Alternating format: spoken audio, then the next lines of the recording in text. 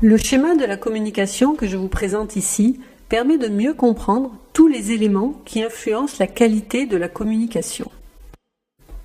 L'émetteur ou énonciateur est celui qui émet le message. Le récepteur ou destinataire est la personne ou le groupe à qui s'adresse le message. Le message représente le sujet de la communication et il est transmis par l'intermédiaire d'un canal qui peut être auditif ou visuel. Le récepteur ou destinataire peut réagir au sujet du message qu'il a reçu. On appelle cela le feedback.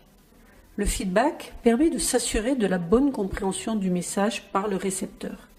Il peut être verbal ou non verbal, comme au pigné de la tête par exemple. Certains éléments peuvent venir perturber la communication. On les nomme bruits. Le bruit peut venir de l'environnement, mais aussi de l'absence de contact entre l'émetteur et le récepteur, du message qui n'est pas émis clairement, du récepteur qui ne comprend pas le message.